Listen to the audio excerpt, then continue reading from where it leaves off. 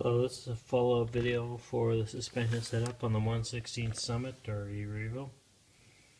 What I ended up doing was going to the aluminum bodies on the suspension on the shocks. Plastic caps on top, I left those, same as stock. Pretty similar setup, but I was running very high weight viscosity oil inside these shocks. Basically, the shock bodies are a little small for the size of the vehicle, and that means that you need to run very high viscosity oil. So you might want more durable shocks, which, as I said, with aluminum bodies, double O-ring at the bottom. These are the hot body setup. I think there's a couple different options for aluminum bodies. You can get aluminum caps too, but I'm not sure you need those, because these have worked okay for me. When I take them apart months later, the oil's still inside, and like I said, I run quite high viscosity oil, either differential oil, 100 centipoise oil, something like that. Quite high viscosity. And what you can watch for on your shock bodies is whether you get any dust clinging to the oil around them. That means they're leaking. You'll see that on the stock bodies pretty obviously, which means your oil is leaking out. So if you want the stock performance of this vehicle, you really do need to change out the oil regularly, or add oil, I guess. The top bladder and cap doesn't seem to be the issue. It's actually this bottom O-ring around the shaft that matters. With the aluminum bodies, you get to tighten this down. These aluminum bodies, tighten it down on the O-ring and actually seal that. Seems to make a difference to allow your shocks to perform adequately instead of just performing as the spring load rate. You actually get some dampening on top of it and allow you to do a lot of different things with this truck. That's what I found talking about the other video, off-road, we're up. And in this case, I got the Dirt Hog 2s on. I'm set up for on-road, and you can see this truck is will sit flat, nice and low to the ground. Take the bumps nice and easy. I'm running this thing on 3S with the Volanian motor, and she does really well at speed. It's actually surprising how straight this thing tracks. It does really well. This is a really fun vehicle to enjoy at high speeds or off-road. Seems to do good at both. You can do different things for the differential.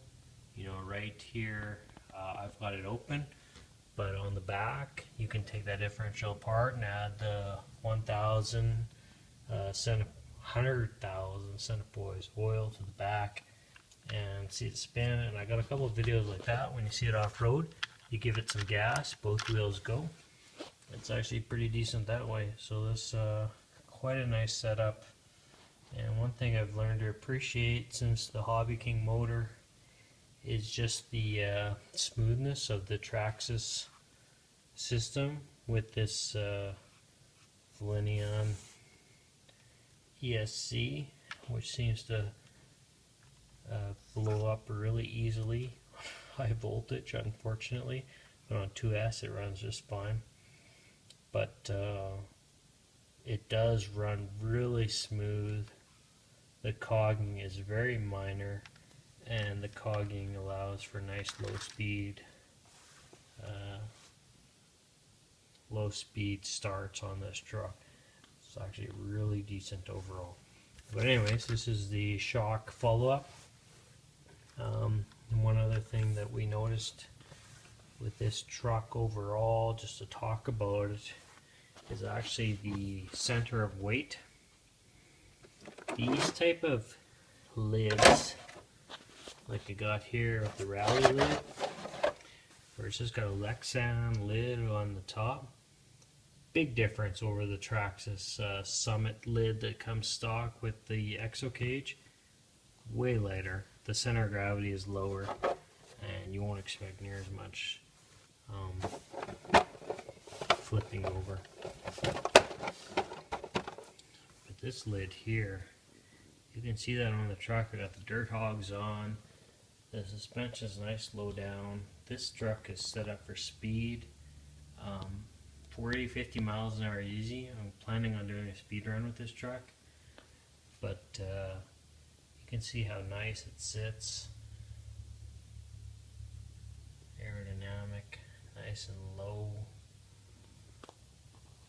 That's a real fun thing about these 1/16s is the limits you can explore, whether it be off-road with big tires, and I think I've got a few videos like that, but the road tires too, and I think this is going to be fun. I'm going to run this with my 3S LiPo, and actually if I get out of hand, this card's going to get a motor upgrade too, and we'll see how fast we can go. There's a couple of videos on YouTube about the speed of these things, and it's actually quite impressive. These 1/16 Summits or Revo, quite a capable vehicle.